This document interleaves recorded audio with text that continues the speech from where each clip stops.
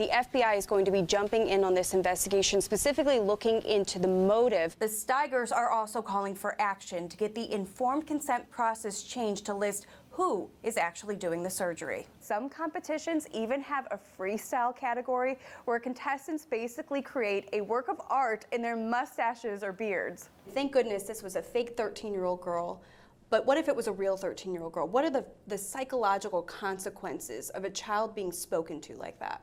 I was comfortable with death and dying. How did you do that? Why did you even sign up and say, yes, this is the job I'm going to do? Mayor Bill de Blasio is saying moderates will not win this election. She actually called, quote, a little sad that so many mayors have so much experience to offer and to help the city of Dayton as they recover. How would you describe quarantine, and what was the hardest part? Getting motivated and staying motivated is already hard enough, but don't fret, I'm here for you. I've looked and scoured across the internet to find some great products. More protesters arrested overnight in Louisville, Kentucky, as they continue to express their outrage, saying they are getting locked up for breaking curfew, while none of the officers involved in Breonna Taylor's death are being charged directly in her killing. I'm talking about none other than nude yoga.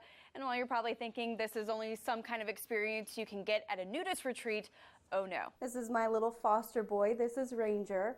And Taylor, let's talk more about what Biden is planning to do his first few days in office. I spoke with two women who both say they tested positive for COVID twice, and I'm not talking about back-to-back tests. I'm talking about diagnoses that happened months apart from each other. Margaret Matula is 63 years old and lives in Virginia. Rachel Burnett is 43 and lives in New York. Both of them say they've tested positive for COVID twice, though their journeys to those diagnoses were very different. Margaret's first positive test came in July. I was going to have a surgery on my foot, and they, of course, tested you for COVID, and it came back positive, and I had absolutely no symptoms. Fast forward to December. I had a low-grade fever.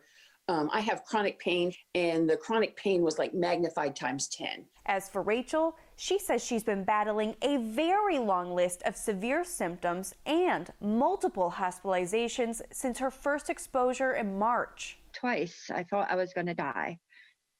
My first hospitalization, when they called the critical care team and the ventilator came in, I thought I was going to die. She tested positive the second time after Christmas, after a family gathering. The total positive from this family outing is at 20. So we are living proof that small gatherings are why COVID is on the rise. Dr. Ian Gonsenhauser with Ohio State University's Wexner Medical Center says while getting COVID twice is rare, he expects those cases to continue to rise, especially with new COVID variants being detected. I think the most important question right now is how widespread is it already here in the United States? There's a lot of us out there that will tell you that they would give anything back to try to not be COVID positive. Rachel and Margaret both say to treat everyone who lives outside your home like they are COVID positive.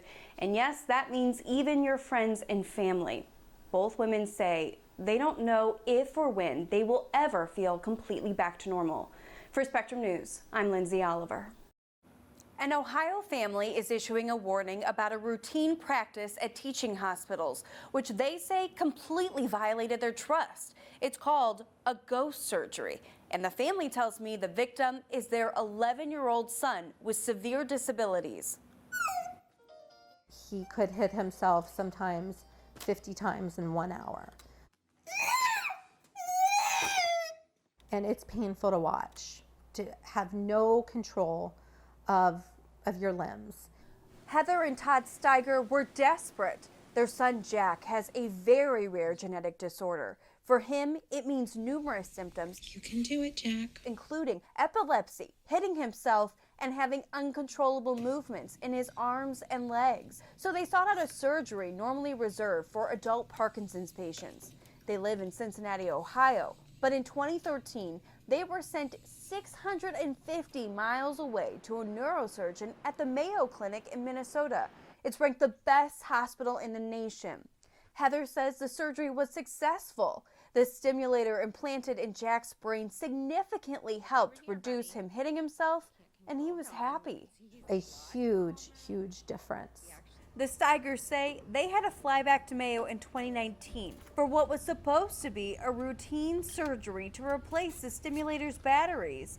It's a surgery Jack's had before without any issues, but they say this time turned out to be very different. We believed he was the best surgeon out there for DBS.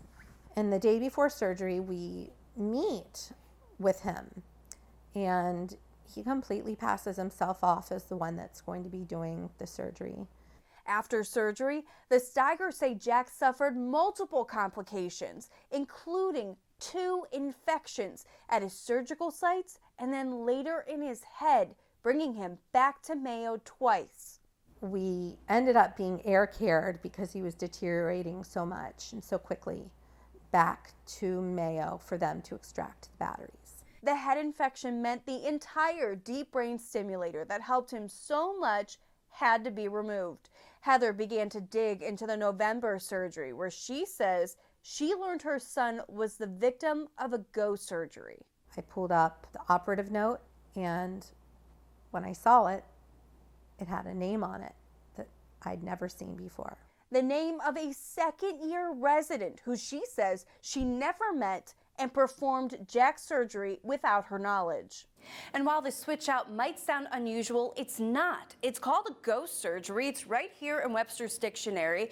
And in speaking with a doctor and former hospital administrator, ghost surgeries happen all the time. Ghost surgery is when the person actually cutting into you during an operation is not actually the surgeon you thought was going to be doing the operation. Between 50 to 85% of operations are carried out not by the surgeons, but surgeons in training called residents. Surgeons don't see why this is a big deal for people, and people don't understand why surgeons don't think that this is a big deal. So the question is, how is a resident allowed to do your surgery instead of your chosen surgeon? It all comes down to the consent forms you sign.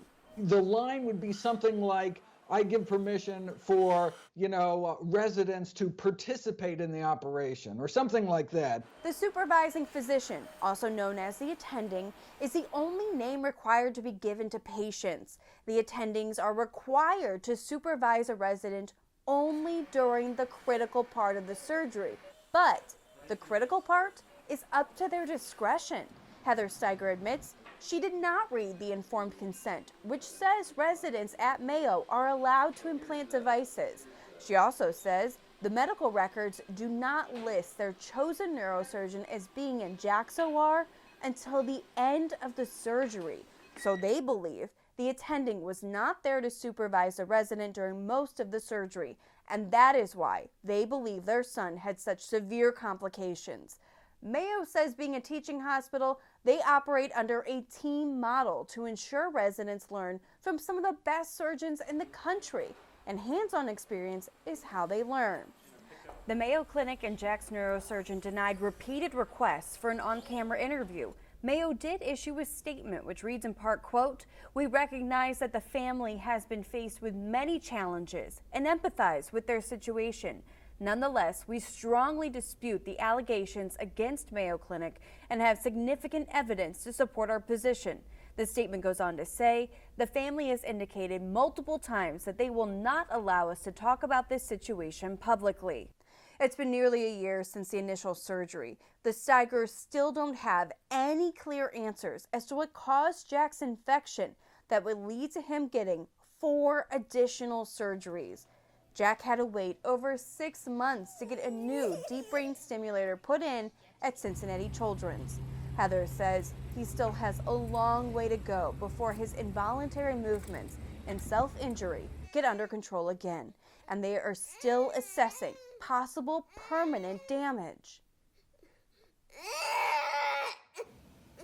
The Steigers have filed numerous complaints to the Joint Commission, the Minnesota Medical Board, and Attorney General, and the Office of Civil Rights. Those investigations are underway, which Heather says can take months or years. Now, the family is also working to get legal representation, but they've been told that will be difficult unless Jack is severely and permanently harmed. Curtis, the Steigers are also calling for action to get the informed consent process changed to list who is actually doing the surgery. So, Lindsay, after everything, does the family recommend avoiding teaching hospitals? Not at all, actually. They fully support people going to teaching hospitals. They just want the process to be a little bit more transparent. And all the patient advocates and doctors I spoke with for this story all say teaching hospitals have some of the best doctors in the country. How can people protect themselves, Lindsay, from a ghost surgery? Great question. So first of all, ask a lot of questions. Ask who is actually doing the surgery. Will the attending surgeon be leaving at any point? And you also have the right to ask for residents to not participate or even enter your OR. Repeat any of your requests time and time again, and be sure to get everything you both agree to in writing. Interesting story. Lindsay Oliver, thank you.